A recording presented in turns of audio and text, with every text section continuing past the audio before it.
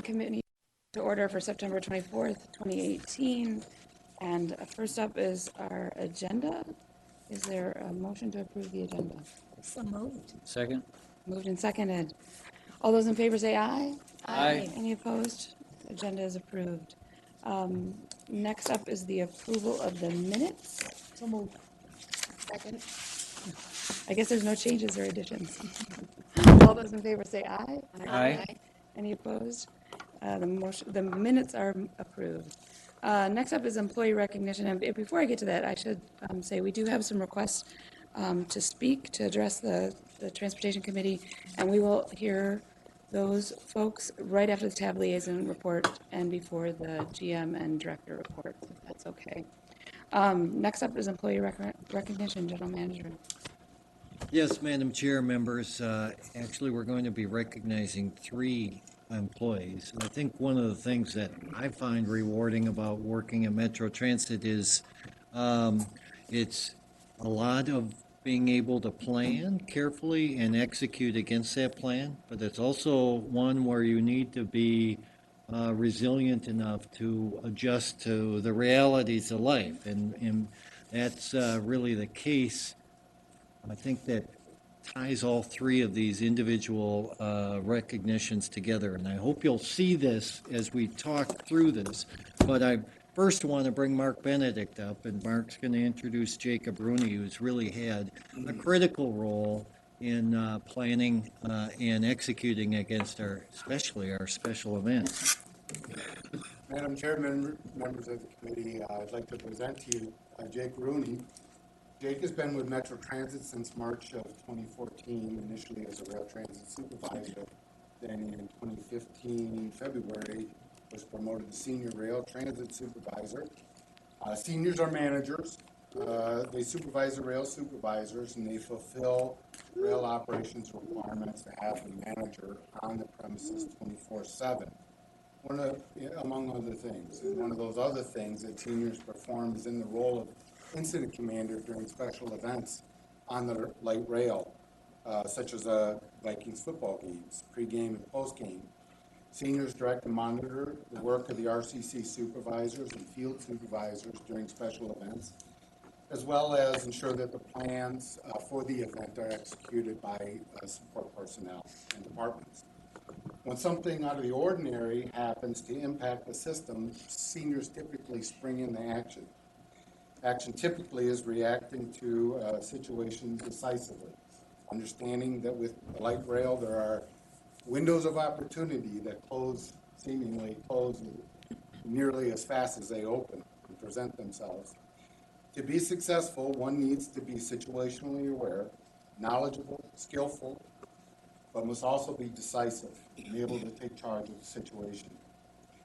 So this past August, Mr. Rooney prepared the plan for a Vikings game and was in the process of executing the plan as a senior when it became obvious that our ridership numbers, presumably due to the 35W closing, were unusually high. As a matter of fact, they rivaled Super Bowl ridership numbers during the pregame. Mr. Rooney, who was quick to see the atypical uptick in demand, reacted to get more trains available for the post-game and to start bringing in more operators. Ready for the surge of ridership post-game, as it approached, the medical emergency occurred at American Boulevard that delayed the trains by 13 minutes and created a cascading effect on to all Blue Line system trains. Now, considering that we move trains through U.S. Bank at a rate of about 3 per minute, 13 minutes is an eternity and would have blown up the plan. Unwilling to accept the detrimental effect on the stadium service, Jake reacted within those tiny windows of opportunity I talked about to get the trains positioned where they needed to be successful. And masterfully, he executed our post-game service. Jake's a valued employee at Metro Transit. He was instrumental in helping us put together our Super Bowl plan. He's actively pursuing his emergency management certificate on his own, a skill that we vitally need in rail. He's pursuing his management degree with concentration in operations management at UW Stout online. And I'm told is currently planning a wedding. We just found out about that. Jake Rooney.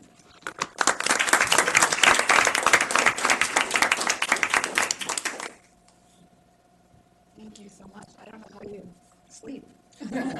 When I can. Thank you very much.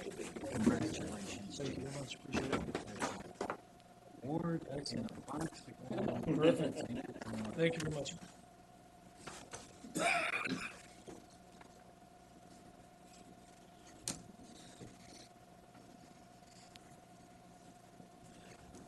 Madam Chair, members, continuing on that theme, and I think you'll see this pronounced again, I would like to bring Katrina Buscher up and introduce an operator who had that same situational awareness and really did an outstanding job in the interest of individual and public safety. So, Katrina.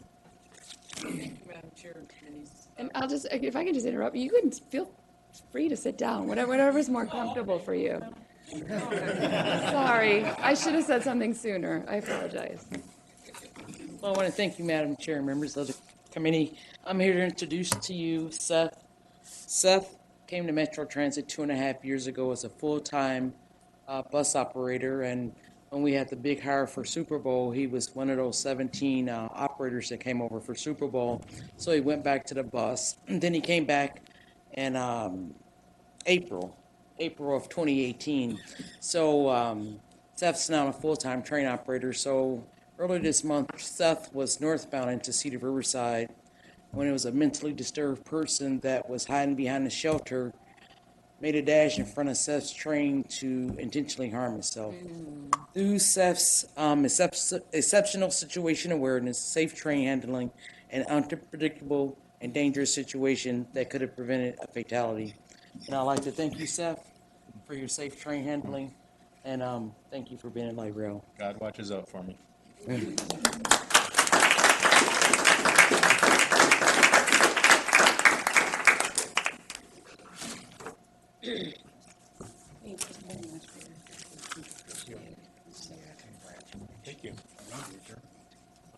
Thank you. I want to see the hat on. Yeah, exactly right. You won't let me wear them on the train.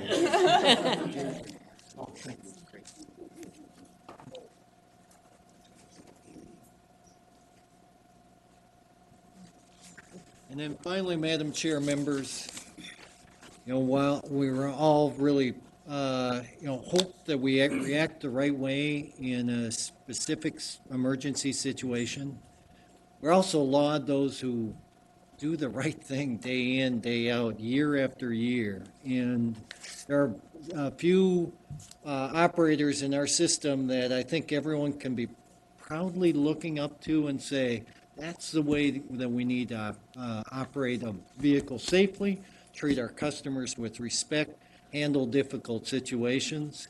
And we definitely are blessed to have several on board. But today, I'm going to ask Tony Harris to come up and introduce one of Nicolet Garage's proud operators.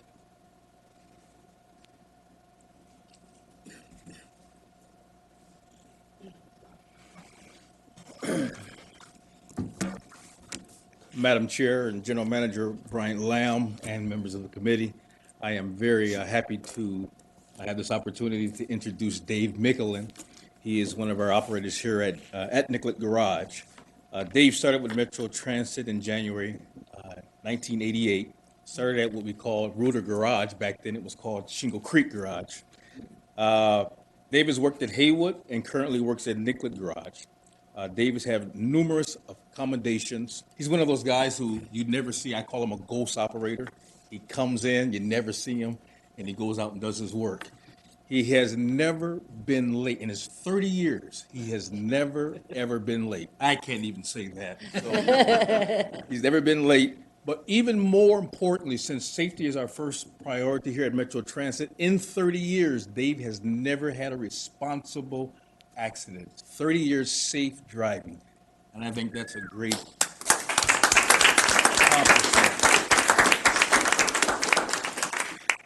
Oftentimes when he does come into my office, we talk, because we were hired the same year. I think he has more seniority than I do. But he talks about the good old days and how things have changed. But one of his greatest pride and joys is his grandson, which was born the same day that Elvis was born. That's in my bio. That's how I remember it. And one of his another great accomplishment that he has had, that he's built his cabin. And you need some time, as being a bus operator, you need some time to get away. He built his cabin with his own hands from scratch. And I am very proud to have this person a member not only of Metro Transit, but as a member of Nicollet Garage. So thank you very much.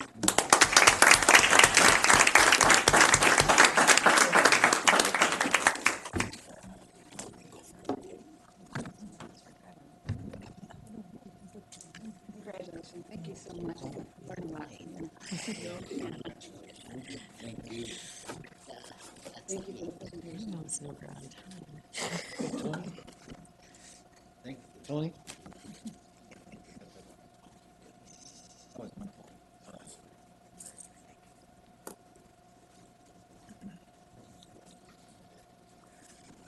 Thank you again. I always enjoy employee recognition. Peter Dugan, our tab liaison, is not here today. He's traveling for work, and so we had our tab meeting last Wednesday. Not a lot to report. Probably the biggest decision that we had was regarding a unique project that's been submitted. It's an Our Car St. Paul project, and it's car sharing and electric cars. And so because TAB didn't have a formal process to both solicit and evaluate unique projects, the vote was whether to consider it as a unique project, which was Funding and Programming's recommendation, or disqualify it, or have it be considered in TDM. TAB did recommend to consider it as a unique project along with the other unique projects and develop a way to evaluate it. But then going into the future, directed staff to determine how to have a better process, a more formal process along both encouraging and evaluating unique projects. So it was an interesting discussion. And we also got a report on the TPP public comments, but Nick will get to that in his report. And so with that, MTS Director Thompson. Oh, I'm so sorry, a public comment. We've got, I think, 3 people that would like to speak to us tonight, and I will let you introduce yourself because I am going to mangle your name. Yes. It is a difficult name. My name is Charlene DeFerrari, and I want to thank the committee for the opportunity to speak and address the concerns I have with Metro Transit. I'm here to represent my son, Nero DeFerrari, and also his staffer, Crystal Hayes, concerning some incidents on the Metro Transit ride. I had previous encounters prior to the incident, which we filed in a case with the Abuse and Maltreatment Agency concerning September 19th incident with a Metro Transit driver. But prior to that, I'm his mother and his guardian, and I've witnessed a lot of concerning driver neglect and almost borderline endangerment. And I've filed numerous reports with the transit team, but it feels like I don't think there's a proper resolution or they're addressing the issues, because it seems like the incidents are getting worse. Over the last 2 or 3 years, I noticed that the incidents are getting more frequent and more violent. And I had incidents where Nero was penalized administrative for ridership, and it was an error on the reservationist part, and that wasn't rectified. I had incidents where he was mishandled, and I reported that to transit team, and I don't think it was really addressed properly. And the recent incident on September 19th, it was so severe that I had to call the agency and file a complaint with the abuse and maltreatment, where the driver neglected and Nero was rolling backwards. And I thought at that level that was really an endangerment to his health and welfare. So I couldn't let that just end with Metro Transit like the prior reports because I don't think they're really addressed. But I will let Crystal Hayes address you because she was the staffer at that time. Thank you very much.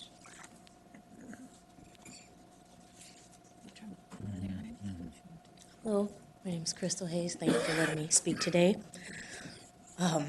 On September 19th, now I've had many clients with Metro for the past 3 years since I've been doing my job.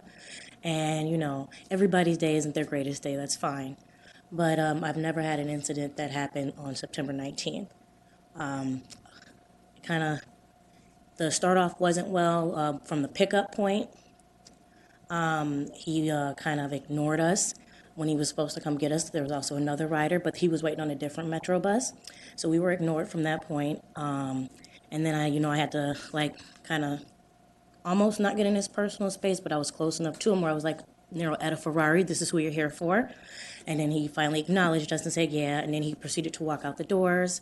He didn't take control of my client from door-to-door service. We walked out. It had been raining. He didn't have the lift down. He let us know he would get the lift down. I said, that's fine. We walked back in. We were going to wait for him there. We waited. About 3 minutes had passed. I hadn't seen him. So we wheeled outside. The lift was down, so I thought he was just waiting for us on the bus. So I wheeled him over there. And as I'm wheeling, I don't see anybody on the bus. I don't see any movement. So I kind of let him park on the sidewalk. We're at the YMCA. I walk around the bus. I look. I don't see him. I kind of look through the windows. I don't see him anywhere. So I've been allowed in the past to use the button that's on the side of the bus to open the door. So I opened the front door to make sure I didn't miss anything. He still wasn't on the bus. So I was like, where did he go? So, I went to my client, Nero at a Ferrari, and I was just going to have him come out his wheelchair and walk onto the bus because I didn't feel like he needed to be wheeled right back in again to somewhere where we're already waiting for our ride and it's here. So I was going to have him walk, and by the time before I got him up, here comes the driver. He came out. I asked him, I was just like, hey, where'd you go? And he looked at me like he was confused. He said, what? And I said, where did you go? And he was like, I just had to use the bathroom. I was like, oh, okay. And I was like, that's understandable, but communication was a failure on that part right there. I wouldn't have took my client outside. We would have waited for the driver. We got on the bus. The bus ride, the bus ride was okay. I wasn't feeling good that day at all either. Sorry for my voice. I'm still getting over this cold. But then when we got to the house, I normally go in and I open the house up and open the garage and let the driver bring him up to the garage so he can release him to me. So I was waiting on the steps, waiting for the driver to bring him up. He brought him up, and I was standing on the steps, and they normally bring him in the garage right there and park him for me. So I saw that he just was standing there, so I was coming down the steps to get my client, and he released my client without a handoff to me. And as I'm going towards my client, he starts to roll backwards. So I'm coming and I'm like, hey, can you stop him? And it's just like, I've never had an issue with any driver or any handoff with my client. So this was like new to me. And it's very upsetting. We've been out in the rain with our bus ride, I have no control over the time limit or what other stops he needs to make in between. That's part of Metro. You got to deal with that. And so very upset. So I let him know, hey, next time, door-to-door service, sir. And, he tells me I've been rude to him. And I'm like, now I'm kind of thrown off. So we kind of get into a verbal match. And it was very unprofessional on my part. I will take accountability for that because I was with my client for us to get into a verbal match that it escalated to. And so that was my experience. It wasn't one of the greatest. I've dealt with all types of drivers who haven't been in their best moods, and I just don't think this was the way that it should have been handled, especially putting my client at risk when you're letting them go and not handing them off and making sure they're safe. So thank you today for listening to my experience that I've experienced with Metro on the 19th. Yes. Thank you very much for coming and relaying that information to us. This is our chance to listen to you. I know that you have reached out to staff, and I can have Nick or Director Thompson give a brief update. Yeah, Madam Chair, members, we became aware of this last week. They contacted us, and I think they contacted Councilmember Schreiber. So we've began an investigation of this. We have video of the one day in question, and then we have some record, but not much about the past incidents that were referenced. So we're following up with, Andy's been in contact as the customer service manager with them today, and they plan on meeting after the public comment period here today. So we can give you more information as we dig into the video and the update on this as it comes forward. Thank you.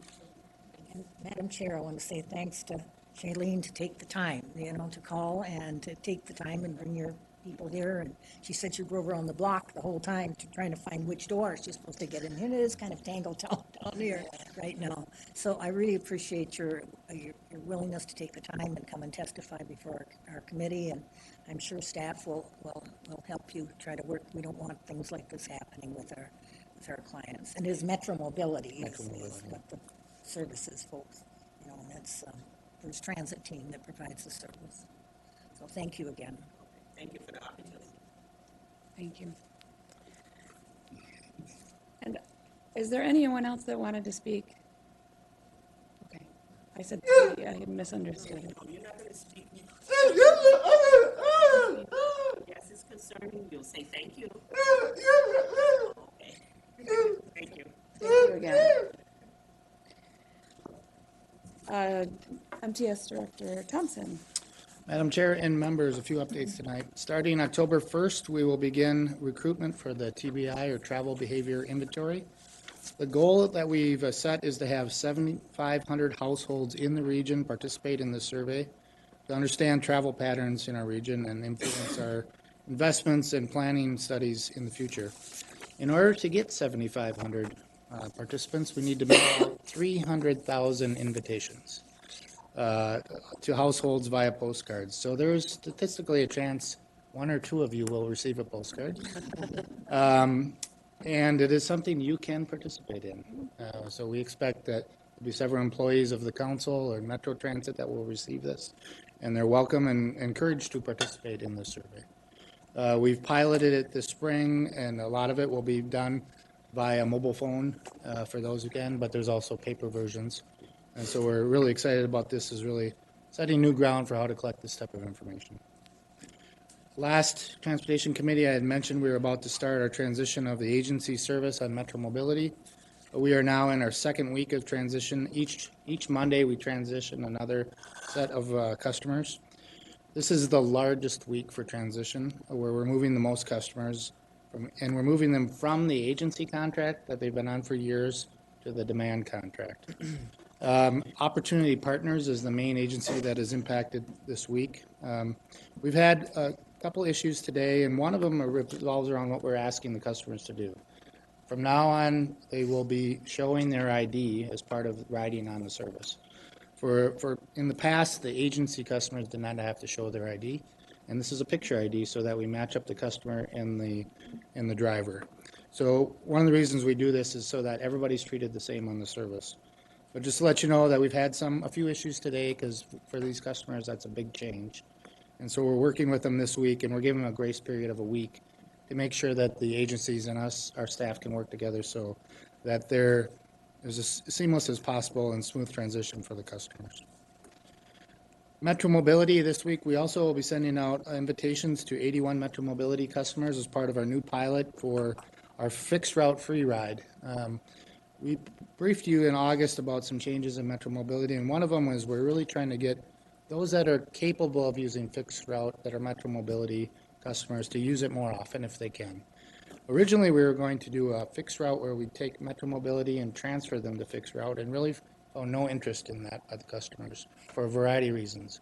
But we did see that several of them would be willing to use fixed route more often if they're incentivized, with the right incentives. So with this pilot program, we'll be giving free rides on fixed route for those. And our goal is that we maybe reduce some of the demand for Metro Mobility, but also by allowing some of these customers who are capable to use fixed route, they probably have more options, more reliable service, and more frequent service that's available to them. We're giving them special promotion cards so that we can track the behavior to see if it actually changes, and we're doing follow-up surveys with these customers to really learn from this experience. TPP, as mentioned, it was at tab for public comment review was at tab, and they are required in this process to approve the public comments in the TPP, and they unanimously approved that last week. We were before the council and gave you an update on the major themes, and I just let you know that we've now posted the actual public comment report that has every comment that was received, what the response is to those comments. That is now posted on the TPP update webpage. And for those comments that are similar, we would group them, but it's roughly 50 pages in comments, and it's what we covered in terms of major themes. But that is now publicly available. And the last item is the 2019 committee work plans. Normally, we bring our Metro Transit and MTS work plans to this committee in the beginning of the calendar year. We're advancing that this year so that I think all committees across the council that adopt work plans will try to have them done by the end of October so that they can be used in the transition to the new governor. But also, the EAC had asked that they see the work plans of other committees so that they can build their work plan for 2019. And so that's in advance of a couple months for us to develop these work plans, and so we'll probably be, in the past we've done this two-step of bringing an information item and coming back with an approval. I think we'll have to expedite that and do some getting input by email, and then we'll also have to decide if for the October 22nd, if we have enough people that are here for that, because several are at the Revolution. So it's still in process, but we'll be communicating advance of normal schedule for work plans this year with you. Brad and I will work with you on that over the next month or so. And with that, Madam Chair and members, that concludes my report, and I'd be happy to answer any questions. Are there any questions from committee members? Councilmember Mudd. Madam Chair, Nick, transitioning people from Metro Mobility to fixed route, do we have some sort of an ambassador that can help somebody learn how to ride a fixed route? Madam Chair and Councilmember, yes, we do have ambassadors, and then for each one, we're doing individual contacts multiple times with them to make sure we're comfortable and they're comfortable with this transition. The 81 that are using it are ones that do use fixed route sometimes. And so I think this pilot, we're very comfortable with those that are going to pilot it. But what we're going to see if they increase their use of fixed route and overcome some of the barriers that we're having them use Metro Mobility more often. And so there's a large set of the Metro Mobility customers that we know should not be on fixed route. So we're really trying to narrow down those ones that are the right target audience, and then have a lot of individual communications so that we're comfortable with this program and that it's working and what the goals are for us and working for the customer too. Councilmember Dorfman. Madam Chair, thanks. So Nick, with the new photo ID requirement, does that mean if they can't find their photo ID, they don't get a ride? Madam Chair, Councilmember, yes, that is our plan starting next week. But we've given several months we've worked with each agency, so none of this should have been a surprise, but we just had some hiccups today with some of the locations. But we've been in contact with them all day today, and we expect that they will have photo IDs ready by next Monday. Now, on the demand service today, for those that were not agency, photo ID is required. And so that has been the long-standing. So we're trying to have everybody go, and we think it's a safety issue too. Drivers are coming to pick up people. We really want to make sure that driver matches that customer that's on a manifest with the person and sees an ID. So in the long term, we think this is important for the safety of the customers also. But the one issue we'll be monitoring very closely to make sure it's working. Are there any other questions? Expect an email to see if you're going to be there on that October 22nd meeting if you're not going to be at Revolution. Because we're only if everyone can make it will we have quorum. General Manager Lamb. Yes, Madam Chair, members, I meant to mention this before David Mickelen, the operator we just recognized, left the room, but he and a few other operators are going to be kind of the focus of an upcoming recognition that we want to celebrate the longest serving safe operators we have in our system. And so we've selected 4 operators who were celebrated for having 20, 25, or 30 consecutive years of safe driving, and now they're going to be featured on our interior cards on our buses that started to go up last week. In addition, our 2018 Bus Rodeo Champions will also be featured as the results of the competition will soon be announced, and will rotate in new operators following last year's ovation ceremonies. These operators are precisely the kind of role models that we want and we're looking for with new operators to join our workforce. And now there's a program that recognizes the important role that they play. And on a related note, we were excited last week to join our leaders with ATU as well as DEED to announce our new bus operator apprentice program. And you probably saw, that got some very favorable press. In addition to kicking off the program this month, we're hosting a dozen transit agencies embarking on a similar effort later this week here. So excited about that. On a different note, 2 of our busiest bus routes should be a little faster and a little bit more reliable beginning next month. Several bus stops on the Route 2 corridor will be consolidated on October 13th. By reducing the total number of stops, we expect to save a few minutes of travel time and improve the on-time performance. About 80% of our current boardings occur at bus stops that are not changing. Bus operators and community members provided input as to the changes as they were being developed, and we'll collect feedback after, of course, the changes take effect. But on Route 5, we're in the final stages of installing transit signal priority, which will allow buses to request green lights at about 30 intersections. The technology is expected to be utilized around the end of the month and reduce travel time on our busiest local route by at least several minutes. TSP could also be implemented next year on Route 2 corridor and is among the many featured many features of our rapid bus line. So more on that to come.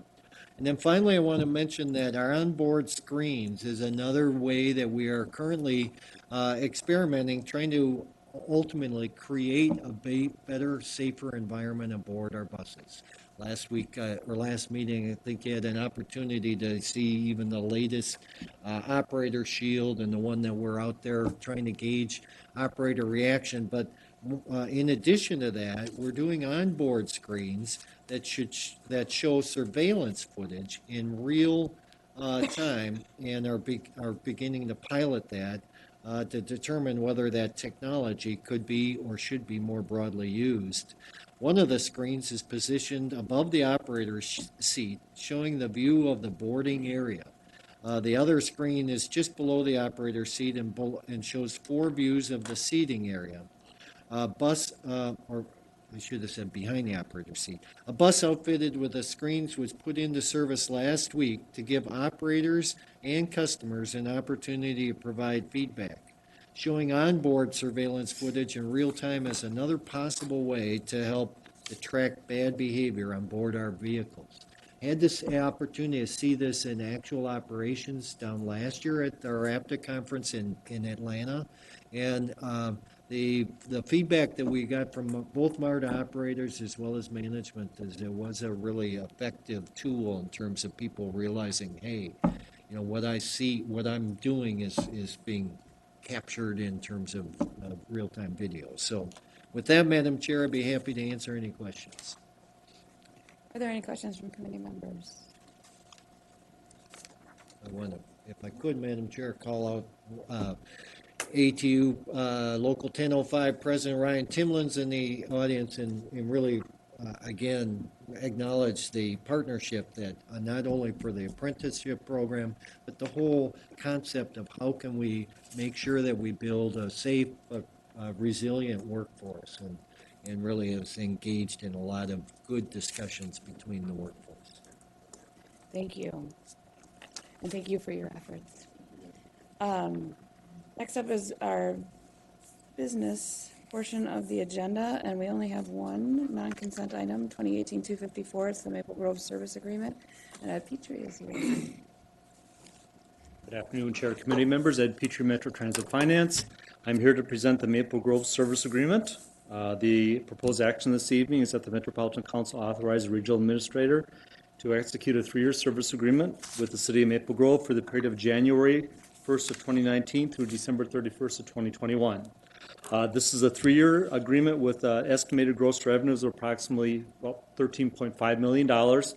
The City of Maple Grove has contracted with Metro Transit since 1990. This would be a 3-year service agreement that would begin in January of 2019. The methodology with the service agreement is consistent with the prior contracts with no material changes. And with that, Chair, committee members, I would stand for questions. Short and sweet, like our meeting today. Are there any questions? This is an easy from any one. members? If not, is there a motion to approve? Well, I'll move it, but you should. I don't, It's right in your think I can backyard. move. Oh, I can move. Yes, you can. I make a motion. I support it. It's been moved and seconded. Any other comments or questions?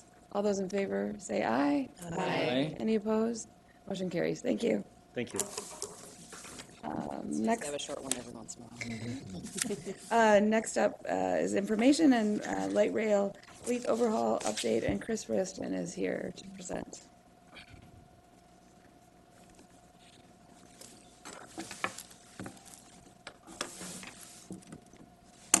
Thank you. Again, thank you, Madam Chair, committee members. I'm Chris Royston, and I'm the Light Rail Vehicle Overhaul Manager of Special Projects and Overhaul. The maintenance department is comprised of both overhaul and running repair. We have a Green Line running repair that operates out of the downtown St. Paul office, downtown St. Paul Operation Maintenance Facility, and Blue Line running repair, which operates out of the Hiawatha Maintenance Facility, along with light rail vehicle overhaul. The difference between running repair and overhaul is that running repair is primarily responsible for the jobs that can be completed in one day, a short period of time, as well as inspections. Overhaul, we get the long-term projects, the overhaul projects, as well as special projects. We currently operate 27 Bombardier light rail vehicles. They're hitting 1 million miles. So actually, we had our first milestone train hit 1 million miles about a month ago. We operate 64 Siemens S70 vehicles. They are surpassing 350,000 miles. Since we had the repaint campaign on the Type 1s, they're fairly close. They certainly have the same paint scheme, but the easiest way to identify them is the 3-digit number that's on the front of the train, as well as the sides. Or if you notice, the Type 1 vehicles have cameras. Excuse me, not cameras, but side mirrors, and the Type 2s have cameras. The overhauls are based on OEM recommendations. The mileage base would be the motor trucks, their recommended mileage is every 500,000 miles, traction motors every 300,000 miles, gearboxes every 1 million miles. Time base would be items like basically perishable items like hoses, belts, things that dry out over a period of time, they need to be replaced. Performance base would be the components that might break down while the train is in service and needed to be repaired. In addition to that, we added an added layer of safety for both the motorists and pedestrians by creating what's called we're calling it a wigwag project. And essentially what that is we wired the headlamps to alternate when the bell horn is engaged as the train is entering in and out of stations. And here is a representation of that. That added feature, draws the eye of folks who might have headphones on, or in some cases, they're just looking at it through their peripheral vision. Our current project we have right now is the rust mitigation program. Here you see a train. Each train has 10 belly pans. The belly pans are permanently affixed, and their primary function is to protect the structure from the environment and debris. If you notice along the perimeter of the structure, there's quite a bit of rust that goes all the way around the vehicle. That rust is caused because the stainless steel belly pans are different type of material from the perimeter of the train, which is a core 10 steel. So anytime you have two different metals engaging, it can promote rust. We removed the belly pans, and you still see the rust. You know, it's not on the structure of the train, but certainly it's on the middle structure of the train, but certainly it's around the perimeter. So from there, what we do is we bring the train in and we media blast the train. We use a glass bead that's environmental friendly to both the technicians that are using it as well as our environment. We collect that debris and then we properly dispose of it. Once the train has been media blasted, you can see here, this is a segment of the train. This is fairly easy to see. There is holes in the perimeter of the train that was removed. What's not easily seen is this piece here. So if you look at the to the far left of that picture, you can see the actual thickness of what it should be. There are no holes in this piece, but as you can see, the metal thins out. So we ultrasonic test it to determine the thickness, and then that way we can identify it and remove it and replace it with good metal. This is after the segment of material has been removed, and what we're doing now is we're putting back in new core 10 metal.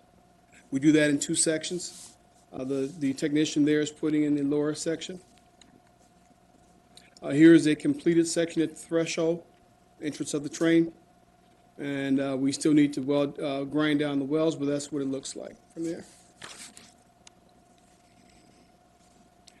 Once, Madam Chair, can I ask? Yes, So are we replacing the rusted pieces with the same kind of metal?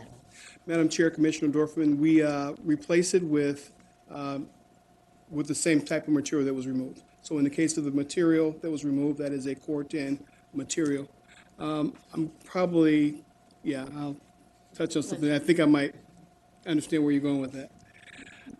So here in this picture here, this shows a train. Now, two things to take note of.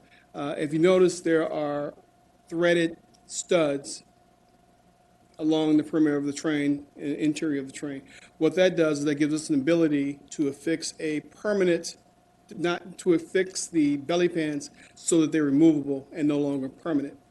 In addition to that, you see a coating of rust inhibitor that we spray on the train. To prevent what occurred the first time, which is the metals touching, we insert a rubber gasket now. So there is a rubber gasket sandwiched between the perimeter of the train, between the two different metals, so that they're not coming into contact with one another. In addition to that, because now it is a removable belly pan, annually we can drop those belly pans and inspect and see if there's any rust that's occurring if we need to touch up the rust inhibitor. So to kind of come full circle, this is what we start with. Belly pans that are permanently fixed and removable belly pans. Currently, we have the overhaul for the Type 1 vehicles that's going on. Here you see a center truck. This is fairly clean. I mean, you know, there's just primary suspension gear we rebuild, as well as the braking system, rotors, and calipers are rebuilt. Each train also have the propulsion trucks on it. These are 2 motor trucks. So each motor truck consists of 2 gearboxes as well as 2 traction motors and a host of other components that are rebuilt or replaced. Here we have the gearbox has been removed from the train, from the motor truck. And we have a traction motor that's been removed. We rebuild our own traction motors again and gearboxes in-house. Once all of the components have been removed from the trucks are media blasted and painted and then reassembled. From start to finish on a motor truck, that's about a 4-week process. I take great pride as I go to different various conferences and I meet with my contemporaries. And, we inevitably get into conversations about what each group is challenged with. And I talk about our overhaul. And they always say, well, who's doing your overhaul? I say, we're doing our overhaul. There aren't any agencies that I found to date of our size that's doing the level of work that we do. That's an testament to the technicians we have and their abilities. We certainly recognize that, and in addition to that, we are developing training programs around the knowledge that we currently have so that when these ladies and men retire, that we can take that ability and pass it on to the next group of technicians. With that, are there any questions? Are there questions from committee members? Councilmember Runt. So, Madam Chair, Chris, with the regular overhauls that we do, how long can a light rail vehicle last? Madam Chair, Committee Member Munt. Again, they're mileage based. So in the case of a train and a motor truck, it's going to be the traction motor, which has bearings that need to be replaced at 300,000 miles. Now, to get to that bearing, we have to disassemble the whole truck. To disassemble the whole truck, you have to disassemble it and then press off the traction motor, gearboxes, and whatnot. And what you wind up with there is you might as well overhaul some of the other components. So the short answer would be 300,000 miles, but we would also replace some of the perishable goods at that time as well. Manager Lamb. Madam Chair, Councilmember Rahman, if I might add to that for a second. As you know, that when we acquire these vehicles, they're forecasted for a 30-year life, similar to our buses have a 12-year life. Through what we believe is good preventive maintenance is that we hope to not only meet that goal, but actually exceed it. But several, factors will be determinant on whether we are able to exceed that level. And Chris just highlighted structural integrity as one of them, but technology as well. As you know, even in these 2003 vintage vehicles, they have that vintage of technology, and that may not be easily, replicable in 20 years. So that's going to be one of those factors we'll have to keep an eye on, and hopefully continually challenge our staff to help us maintain those over the long term. Councilmember Barber. Thank you, Madam Chair. I may not be able to directly answer this, but because we do all of this work internally instead of contracting it out or outsourcing it, I'm sure it's a cost benefit to us. Do we have any idea how much of an impact that has? Madam Chair, Commissioner Barber. There are various costs. Certainly, and cost represents a key component, but another key component as well is schedule. Production schedules of entities that would do the work for us, they may be pushed out 1.5 years, 2 years, and then the quality of work. These trains are one-offs in a lot of cases, like the Bombardiers. I can't think of anybody else who's running the exact same train that we are. So even if we contracted out with an agency who said they could do the work, right? They may have a learning curve, and we may get a bad product back. So the short answer to your question, cost, is something that we're concerned about, and we usually get a cost savings most of the time, but sometimes that's not what's most important. Thank you. Madam Chair, if I might just add one more point. It was much more difficult to develop and maintain your own skill set when you have a small subfleet, because your overhaul cycles are like that. Where we are at a point now where we have a large enough fleet where there's a continuous, our plans are for continuous base of overhaul, so we'll have our staff fully engaged. And then we have the benefit of both grants as well as federal, capital dollars that will actually help keep this work in-house and at a manageable level in terms of our impact to our operating budget. That's great. Thank you. Councilmember Dorfman. So, thank you for that. That was interesting, actually. Are the level of ongoing maintenance and overhaul that we're doing, is it what we expected, or are we finding that we're having to make repairs and replace things more frequently? Right. Madam Chair, Committee Member Dorfman, one of the challenges with great success, and we certainly have had great success with the ridership and the number of miles we're placing on the vehicles, but that's putting more mileage on the vehicles. So we're hitting some milestones a lot sooner than we anticipated, and some of the challenges are a lot of our components are long lead times. So it's not like we could run down to the local Napa and say, hey, give me one of those off the shelf. We have to order a year, 2 years in advance. So that does present an issue, and we work with our vendors, to see if they can help us, and we try to do what we can. In fact, we've been very successful, in meeting those challenges. Councilmember Schreiber. Thank you, Madam Chair. Is there a market for the ones that are supposed to go to the boneyard? What happens to the old vehicles and we decide it's not worth it to rehab them? Right.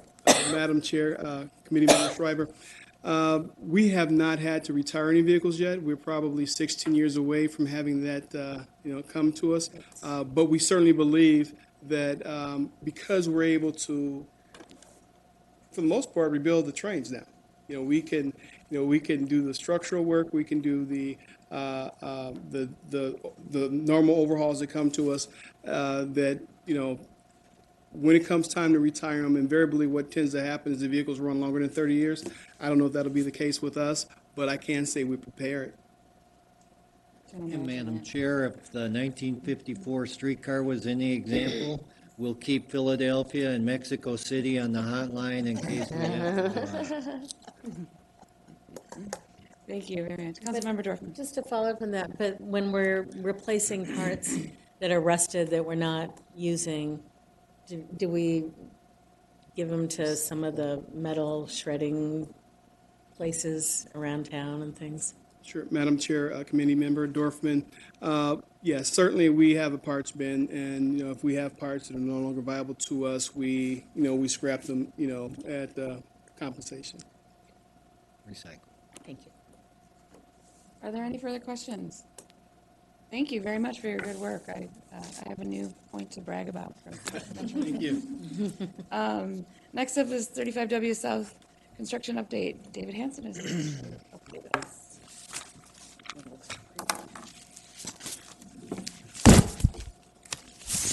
Good afternoon, Madam Chair, committee members. I'm David Hansen, Assistant Director of Field Operations, and I thank you for having me back to give you an update on our transition of Stage 2 into Stage 3 of our 35W and 94 project.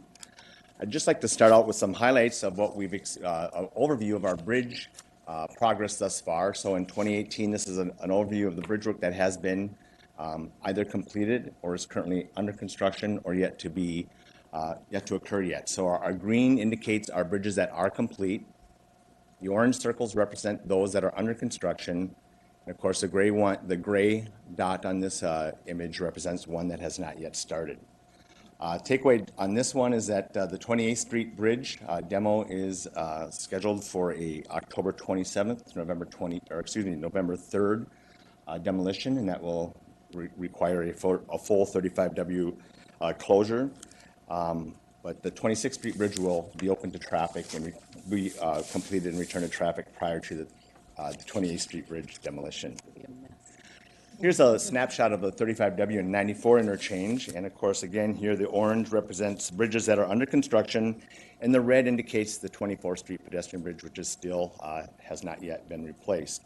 And the takeaway here on this bridge, on this slide, just to note that our trunk highway north and southbound, even though they do not indicate there will be a completion, we will be operating over them on our temporary lanes with the start of Stage 3 for our general traffic northbound and our transit-only lane southbound. As we continue further south, this is our Lake Street area bridges, and those consist of course, the Midtown Greenway, the Lake Street, and the 31st Street Bridge. The yellow dots here indicate those, again, that are under construction, And those would be the southbound lane of 35W, or the west side of the bridge decks on that section. And then, of course, the gray indicating those that have not yet been started, which is our northbound lane on 35W, or the east side of those bridge decks. And then that one lone or additional circle in the middle at Lake Street, that of course represents our Lake Street station, which has not yet, schedule has not been yet made known to us. And that would be a brand new bridge over that segment. So what do we get with stage 3? So out of stage 3, this is a snapshot of our transit only and emergency vehicle only ramp out of downtown that will connect down to Trunk Highway 65 and then further on to southbound 35W. And again, just to note, we'd like to reiterate here that the 26th Street Bridge will be complete prior to the 28th Street Bridge going under demolition. That's a very important point to make with this project. I apologize, I don't have a visual for you in this one here, so I'm going to describe what your experience on 35W northbound may be as we enter into stage 3. It'll be very similar to what we have now, with the exception is just north of 25th and before 24th, you'll see a lane that will be initiated from there and will continue on Trunk Highway 65 into downtown. The remaining 3 lanes will stay northbound up to northbound 35W and to eastbound 94. On that Trunk Highway 65 segment, just north of 15th Street East, just east of the Convention Center, that'll branch off into 3 lanes, with 2 of those lanes continuing east on 11th Street and west on 11th Street into downtown, and 1 lane remaining onto Grant Street eastbound from that point. Just a point of note here, of course, there will be no further downtown movement onto 5th Avenue South. That segment of the project has not yet been defined to us. Southbound, what you can experience, of course, is our 12th Street only, an emergency only, vehicle only ramp out of downtown on Trunk Highway 65. And that will connect to 35W just south of Franklin Avenue to the east side of that southbound lane. The 31st Street ramp will be closed to us, which we currently, that'll be going under its construction process. And then, of course, we'll have 2 lanes that will remain on southbound 35W onto 46th Street. Some service updates here. What we plan on doing with our northbound routes, our express routes, will remain on detour via 31st to Park Avenue and or 1st until we are really convinced that we have a good, viable, efficient entrance into downtown via Trunk Highway 65 and onto 11th Street. Route 133 and 135 will remain on their prospective Park in Portland, 1st and Blaisdell, which of course will become their permanent routing as we move forward. And then those December changes will be reflective of the southbound travel times will be reduced officially in December to reflect the transit advantage, as well as those earlier trips that arrive downtown before 6 a.m. due to low ridership. They will be discontinued formally as of December. This slide here, we have a couple of changes, of course. The weather has not been very cooperative the last few days here. So that September 20th closure that we had for a deck pour, that was pushed to Friday into Saturday. And then tonight, on the 24th, from 10 p.m. to 5 a.m., there'll be another southbound 35 closure for some more deck pours. And that's reminiscent there of the picture there to the right. And as we move forward, the September 27th closure, that has been pushed off to October 10th, which is a Monday, and that will be an overnight closure, again, for some deck pours. And just to bring your attention to some major closures there, there'll be a 7-day, 24/7 closure starting October 12th to the 19th, and that'll be to prepare for the major traffic switch from stage 2 to stage 3. So that will be a major inconvenience for general traffic. As far as our service goes, this is mostly double backs and pullouts, so we're not too severely impacted by that. And then that continues onto the 19th and the 22nd with some overnight closures just to wrap up that traffic switch. And so that traffic switch, the final date of stage 3 has not really been defined yet, but it'll be shortly thereafter, October 22nd. So with that, I'm ready to take some questions, but the good news is that we are talking about stage 3 of this project. Are there questions from committee members? Councilmember Latowski. It's not really a question, but, you know, I probably, like some of you, drive through that all the time, and I'm actually quite impressed with how much it changes, you know? So it's not like when you're driving to Chicago in 94, it's just like it's the same forever. It's just like it's under construction, like it's never going to end, but you can actually see progress on this, and it's really cool to see. Councilmember Barber. Thank you, Madam Chair. I'm going to follow on with those comments as someone who travels from the South Metro through this stretch a lot. I think it's been handled very well, and I think one of the things I've been most impressed with is the communication coming out from MnDOT. So you knew it was coming, you knew when things were going to be closed down, and it's been. I haven't seen that level of communication out before, so it made things much, much easier, and I've been really impressed and somewhat surprised at how much not as troubling as it was to travel through Minneapolis for a while. Are there any other comments? Thank you very much for the Thank update. you. We need to send Commissioner Zelli a thank you note. Next up is the annual sustainability update. Jeff Freeman and Claire Warren. Here to present. Yes, sir.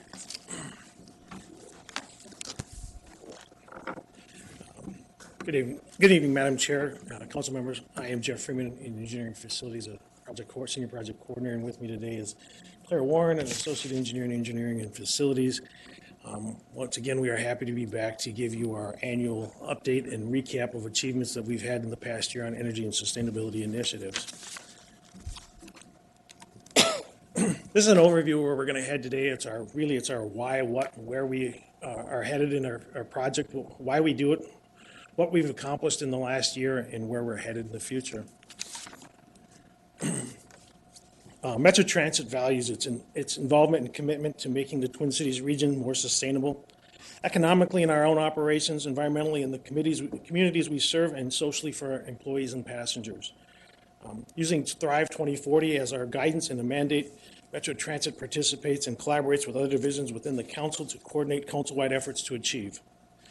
Our Thrive work group is where us within the council work with senior management to chart our progress and get direction. With the CSET group, used to be a sustainable S in there, and it was regarding sustainability, but we are focusing on climate change and emissions team. We are sharing information with one another as we participate in external groups, and we bring that back and try to collaborate with one another and make sure that we're all on the same page and have a good understanding of the various involvements we have within and outside the council. Our utilities, Excel, Conexus, Centerpoint, are three major utilities, consistently working together with them to find strategies and opportunities to be greener and to do better work. Specifically with Excel, we have had the Green Partnership, I think many of you are aware of. It's a memo of understanding where we're looking to transition to 100% renewable purchased energy by 2040, including discussions on C-line and electric fleet vehicles with Excel. Also looking at opportunities to collaborate in the future to green up our electrical energy. And finally, APTA, American Public Transportation Association. Some of you attended the Sustainability and Multimodal Conference that was held last August here in Minneapolis. Our feedback that we have from our contemporaries across the country is that it was a wonderful conference, and I think personally I'd like to shout out to Cindy Harper and Service Development for doing an outstanding job of coordinating that on our behalf. So, one of our biggest changes in 2017 was the Minnesota Office of Enterprise Sustainability. Governor Dayton issued in November an executive order which sets sustainability goals for all state agencies as a collective enterprise. Previous attempts at this were more agency focused, where every agency would have their own goal. This is looking at the state as an enterprise and taking advantage of the opportunity that some agencies can do better than others in certain areas, but as a whole we have set goals to achieve. We participate with representatives in the fleet, an energy and greenhouse gas and water group, and also in a procurement group. We can see our goal actions here that we're looking to accomplish in the time frame with them.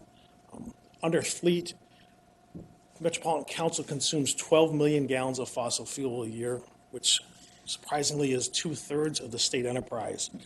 We are the single biggest player in that area. Water, we're using about 41 million gallons a year. About 70% of it is at our service garages.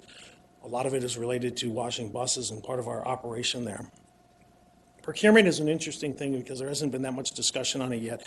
The initial focus has been looking at what they call green procurement, looking at IT services or IT options, looking at energy-wise items that are labeled in that way, or I should say Energy Star. And a reminder, though, for all of us is that procurement would say this, and if Vicki Gutzman would hear, she'd be patting me on the back, that they buy what we tell them to do, and as project managers and others within the council, we are the ones that need to drive the sustainability requirements in procurement. Finally, we have our GHG, or we also have our GHG emissions, greenhouse gas emissions, where we're looking for a 30% reduction by 2025. For us, this is something that we've been working on since 2008, when we became a founding member of the Climate Registry. We continue to gather our data, continue to make our reports, and we do see progress. And then the bottom one is waste.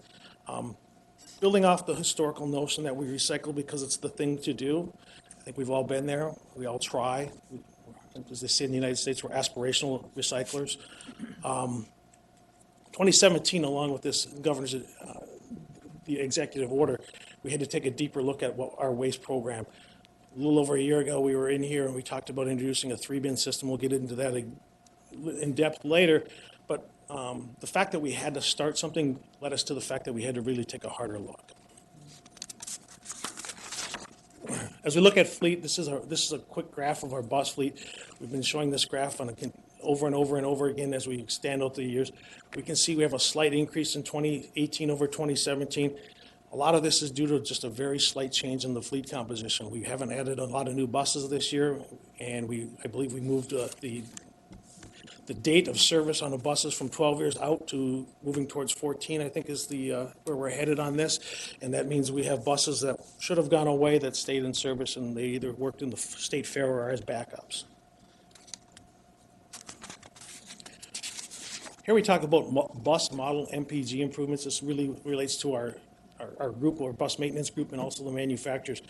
In this graph, this chart, we've taken a look at buses that were purchased in 2010, 2011, which we one of the last large procurements, and then a comparison to a large procurement in 2015, 2016. We can see that between the 5-year gap, the difference in miles per gallon that the fleet achieves, and this is representative of our willingness to step in and be, and ask for things from the manufacturers, and what the manufacturers are able to do with engine technology. Speaking of that, again, from the bus manufacturers and also the engine suppliers, this slide here is looking at total tailpipe particulate emissions, and is consistent with the next slide, which we talk about NOx emissions. So why is this important? Particulate matter, PM2.5, PM10, as well as NOx are criteria pollutants associated with lung disease and emphysema. And our reducing these criteria pollutants in the downtown Minneapolis core is important, as the Minnesota Department of Health has found a higher incidence of these diseases there. Additionally, the reduction of criteria pollutants supports environmental justice within the urban core. At this point, I'm going to turn this over to Claire to talk about building energy and solar and a few other directly related to our facilities issues. Thank you, Jeff. Madam Chair, council members. Each year we present this graph to you as an annual building report card. This graph tracks the energy we use per square foot at our 11 major support facilities. This metric is called energy use intensity, or EUI, and it's comparable to the mile per gallon rating of a car for a building. Through collaborative work between engineering, facility maintenance, and our employee occupants, we have been able to reduce our energy load as well and run our buildings more efficiently each year, and we anticipate reducing our energy in 2018. So you'll see up there a projection for 2018. Later in this presentation, we'll discuss this year's past work and future projects that will continue to bring this number down. Now we'll look at the system as a whole. So this visual showcases the history of our total Metro Transit energy usage. That's inclusive of all of our services and all of our facilities. As you know, we are a growing agency, and so we have pointed out in the green bars the Green Line Light Rail Addition. We point this out to showcase that even through service expansions, we are trending down and reducing energy system-wide. We have various projects and initiatives that have contributed to this, including HVAC upgrades and building recommissioning, LED lighting projects, which we'll talk about more in this presentation, building automation system improvements, as well as incorporating electric vehicles in our staff pool car fleet and the bus fleet mile per gallon improvements, with Jeff just touched on. Since 2014, we have invested in several solar projects and programs. This graph is tracking our annual utility savings since our first project in 2014. That first project was a 40 kW solar system at our rail support facility. And since then, we have installed similar systems at our Highway 610 and Noble Park and Ride, Maplewood Mall Park and Ride, and our Southdale Transit Center. Additionally, we've also participated in community solar garden subscriptions, and this has been an opportunity to reduce utility costs on our smaller general service accounts. So some of our smaller transit centers, various light rail stations are subscribed, and these typically save about 10 to 12%. Versus the utility option. So it gives us an opportunity to publicly demonstrate our commitment to greener energy solutions without that upfront cost of installing a system ourselves. A substantial part of our work this year has been energy conservation through LED lighting projects. At the end of 2019, we will have about 85% of the fixtures in our system converted to LED. And many of these projects have had a payback within 3 to 4 years. This is based on maintenance savings, utility savings, as well as substantial utility rebates from our utilities. And the key outcomes for these projects when we go into them is to reduce our energy consumption, provide appropriate lighting levels, whether that's brightening or taking a little bit away when needed and appropriate with controls through motion and occupancy sensors, and most importantly, the reduction of workload for maintenance staff when they are maintaining these lights that we have in our system. LEDs have a much longer bulb life, and so we've been seeing significant savings with that. And these two photos are an example of a recent lighting project along the blue line. Our two most popular stations on the left, you will see US Bank Stadium Station, and on the right is Mickelen Mall Stadium Station. And these projects have enhanced customer experience by providing more well-distributed light, a higher quality of light, while also saving energy at the same time. So if you happen to be downtown, I highly encourage checking it out. It's very nice and new. And now I'll pass it back to Jeff to talk about the remaining components of our program. So we talk about the money we've invested and our rate of return on our investment. Since 2002, we've committed $15 million to this program. And again, it's primarily been lighting upgrades, building automation system installations, and recommissioning.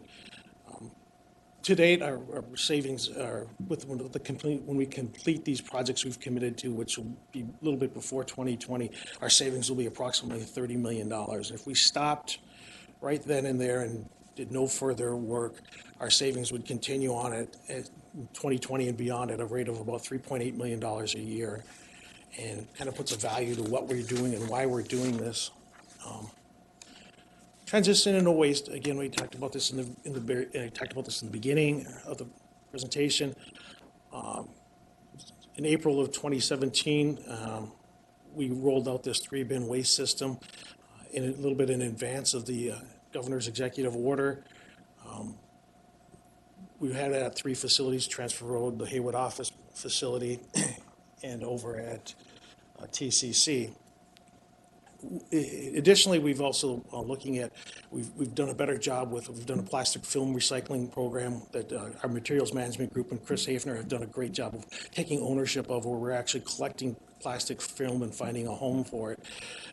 Historically, it's a hard thing to get rid of, but there are a couple of vendors out there that will take it. And we've also done a better job with tracking our metals, similar to the question somebody had, one of the council members had regarding Mr. Royston's presentation. We do recycle metals, and we keep track of the volume of weight and dollars that are associated with that. And again, e-waste, which is always a tricky little thing to handle because you're not sure what you should do with it except for not keep it at home or in the office any longer. Most recently, we've conducted some site audits with our vendor. We gathered a bunch of information regarding our current practices. This is one of these things that, again, going back to the beginning, we have found that measuring leads to managing, and that gives us opportunities to make improvements. And at this point in time, we find that the whole waste collections scenario in the United States as it relates to recycling is really topsy-turvy due to some changes in China where they closed the recycling of U.S. materials in China is no longer accepted. A great number of changes have happened there. We've had a team approach to this. We're working hard with facilities management and also with the various sites that we've audited. We're looking at a new bag. You see the picture up there, and it's got the cow up there where he's looking at us. And we have a vendor who's under state contract there, and their bags are actually a little bit cheaper than the bags we were using before. But the product that they're getting is actually a recycled plastic, and it comes from the outer plastic liner that you see in those ginormous hay bales when you're out in the rural areas. And they're actually collecting this and they're recycling it into a chip, and they're making a bag out of it. And they're invested in a process that makes the bags thinner, but they're also stronger because of the way they're manufactured. So we're actually we're greening up in a couple of different areas here, saving some money using a thinner bag, and we're getting a recycling component into this. Again, as we move forward, the Chinese closure there are fewer markets domestically for our recycling. The contamination requirements have changed. Previously, the Chinese program accepted contamination levels 15-20%, and they didn't bat an eye. They're no longer accepting it. The domestic processors are looking for contamination levels less than 1%. It makes it a big change for us. Currently, we're seeing we have blue bags in our recycling. I think there's probably one behind us over there. That guy is no longer acceptable. We're in the process of switching over to a clear bag. Historically, our custodial staff had pulled the bags, they'd tie them, we'd put them in the bin, and everything was good. Now we're clear bags, not tied. They're going off to the recycling facility, so their folks can go through these bags a lot quicker. Again, products have changed. Milk cartons no longer recyclable. Various types of plastic things are just no longer recyclable. Everything's just getting tighter and tighter. It's a challenge to be green. I think we can all sympathize with Kermit a little bit on that. Specifically to this facility, back in March of 2017, our graph on the left there was red and blue and not very, very exciting. Remember the comments General Manager Lamb had at that point in time, thinking we could do a lot better. Recently, I would say about a month ago, we did another sort here, and we've had at that point in time, the 3-bin system had been in play for 15, 16 months. We're now, our goal at that time was we were hoping to hit 60% in 2017, and now we're up to 79%, 51% recycling, 28% organics, which those programs are proving really wildly successful, and we're looking to expand those into other facilities. Specifically, our facilities in St. Paul, we pay a higher tax rate on waste in St. Paul than we do over in Hennepin County or in Ramsey County than Hennepin County, 70% versus 30%. And those are numbers it becomes real. Moving forward, where we're headed, 2018, 2019 projects and initiatives, we're looking at purchasing 2 Chevy Bolts. They're on their way. They should be here in October to add into the fleet pool. We've had, since 2016, 2 Nissan Leafs. At the time we jotted this down, we had about 17,000 miles on there. Lately, the use amongst our staff, especially our younger staff, has been, the vehicles are used almost every day, and I think we're putting miles on at a higher rate than we had historically have been. A couple of key things, these vehicles average about 3 miles per kilowatt or 114 miles per gallon equivalent. So far, we think we've saved about $2,100 in savings due to fuel and maintenance costs. On the other side of this, we're also looking at electric buses. We're all aware the C-Line will have 8 electric buses. We're installing the charging equipment at Haywood Garage, Brooklyn Center. The electric buses will reduce harmful emissions within our routes, has a socioeconomic and environmental justice component, and it'll have a longer service life just due to fewer moving parts. And there also, with that there's less to do, there's less parts to break, less to fix. We reduce our O&M costs as well. We're talking about, again, as we get away from the vehicles and other things, we're doing sustainable design for new buildings. We are in the process of building 3-4 new buildings. Police station that's almost completed. We have a new Minneapolis bus garage that's heading out for bids soon. Blue Line extension off OMF and the Green Line extension rail support facility. Those projects we take a key role in looking at working with the design team and also working with utilities to try to increase our efficiency, looking at options that are both cost-effective on day one and cost-effective and green as we move out to the future. Other facilities, we'll be working on some HVAC recommissioning. Our waste product program, expanding the three bin sorting program to additional facilities. Looking at pallet recycling, this is something that we get a lot of parts in a lot of odd shapes. If you have a standard pallet, it's easy to sell that back to someone else. But when your pallets are non-standard, nobody wants to touch them. And we're looking at how can we do a better job. We put a lot of pallets that end up going to the landfill just because they're odd shapes and we have no place to get rid of them. With this, as I said, as we dove into this, we found out some things. And one of the things we found out is we spend a lot of money at Transfer Road where we process our public facility maintenance, and we're now looking at a trash compactor to be installed in there at that site in 2019. Interesting enough, that project will have a payback of less than a year. Part of that goes back to the high Ramsey County fees for waste, but it's just we process a lot of material and are currently just throwing it loosely into a dumpster or a roll-off. Water conservation initiatives, we start talking about bus wash system improvements, new equipment, also potentially looking at how for the frequency of washing as well as some of the other things as it relates to the facilities, irrigation. In the process of completing an inflow and infiltration prevention study at our 5 service garages, we'll have just the overhaul base and transfer road left to complete. ES has made a big issue with the cities to make sure that inflow and infiltration is addressed. As an agency, we thought we had to lead on this instead of trail and make sure we're ahead of for all the municipalities that we can't be identified as a source of this. Data analytics and reporting, we continue to try to find meaningful measurements that we can analyze and provide support to other groups. It changes our operations and how we can do better. After sustainability commitment in 2019, we'll be going back to recertify our gold status that we achieved in 2014. We categorize a number of the initiatives we've done over the past 5 years and look to move those forward and identify some new initiatives for us to complete moving forward beyond that.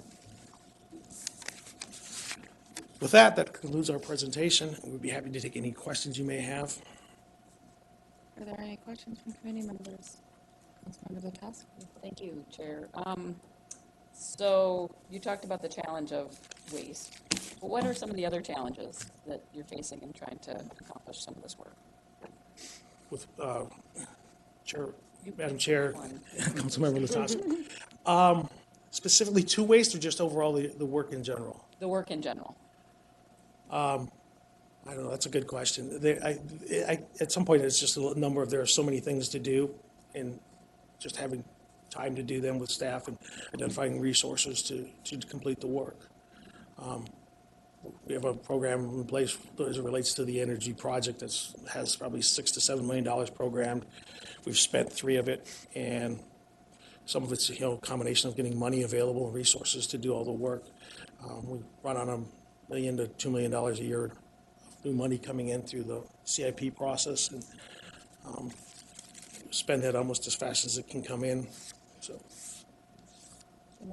Madam Chair, Councilmember Latowski, well, I might want to turn that around if I could, just for a second. I think one of the barriers that we don't have is a growing cultural pride and awareness.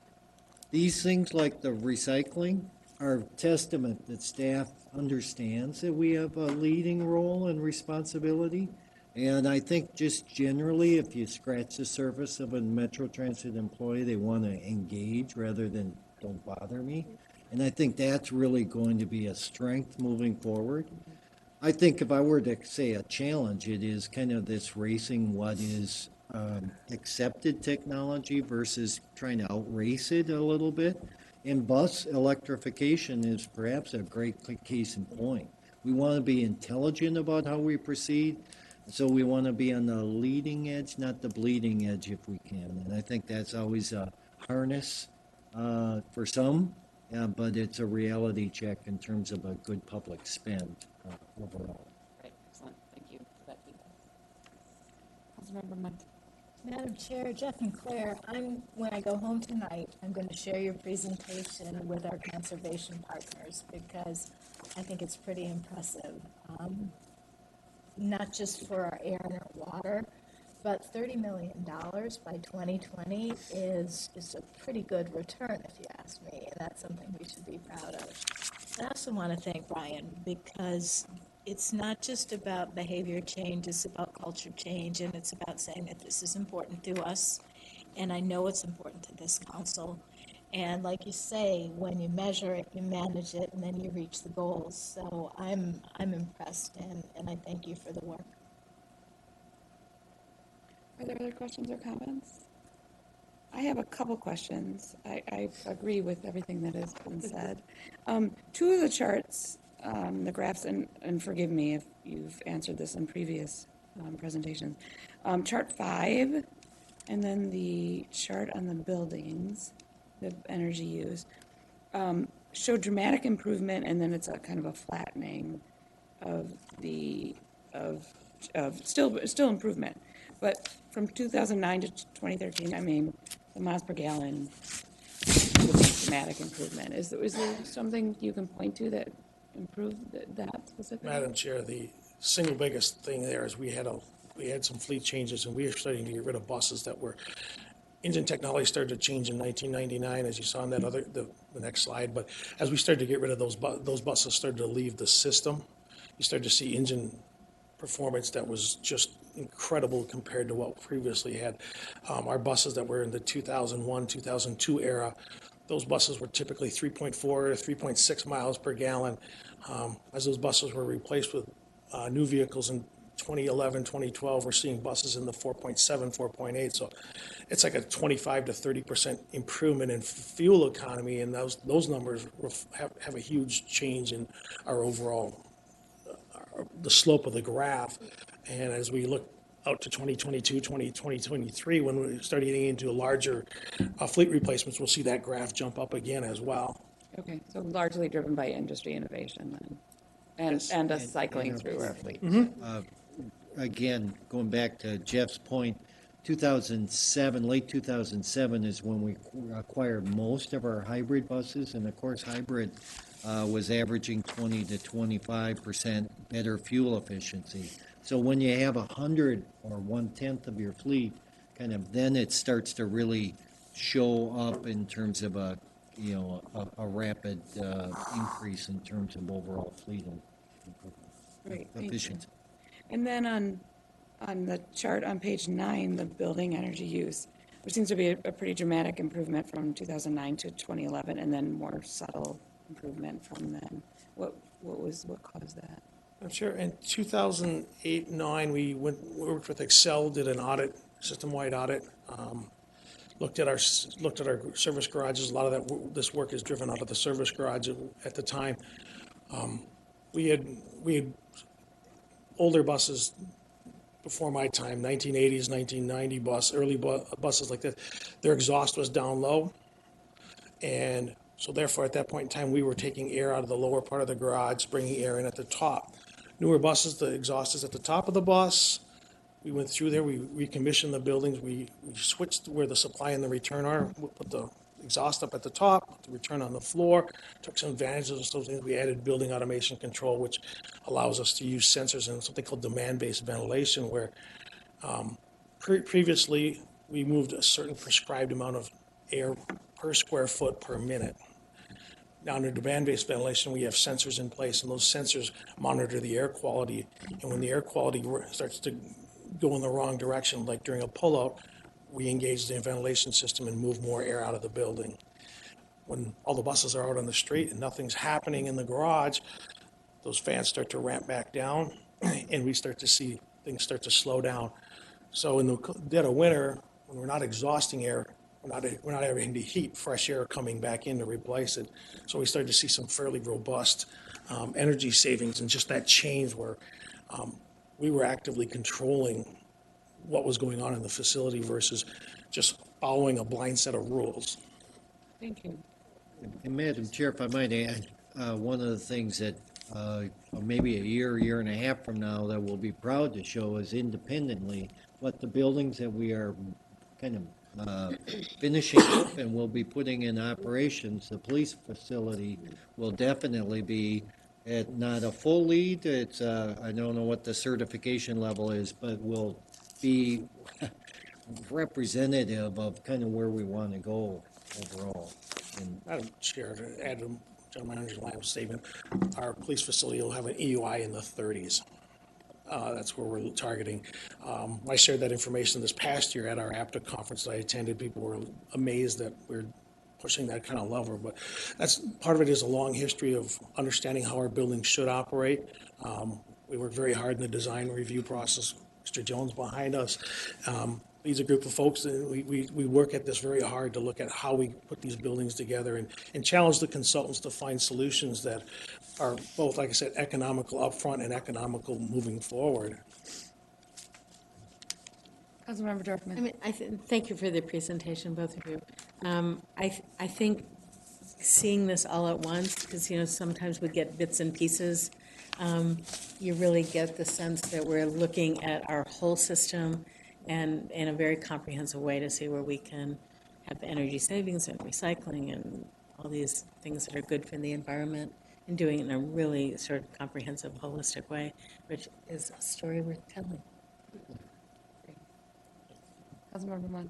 Madam Chair, along the same lines, does anybody know if the full council is crunching these numbers and holding themselves accountable to the governor's goals?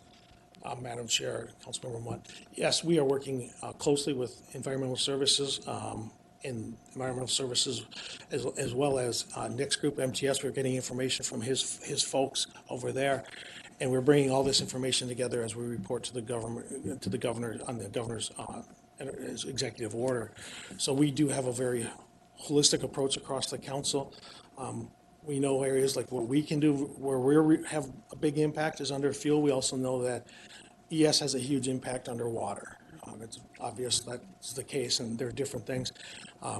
Calculating our greenhouse gases together, we've been reporting together as a council as a whole on the climate registry since 2008. So I think in a lot of ways we're positioned better than some of the other agencies across the state because we've been doing this for a lot longer together, and that it shows in our ability to work together and get some things done and put together some of the numbers you've seen. Very good. Thank you very much for the presentation. Are there any reports from committee members? Otherwise, we can be adjourned. Thank you.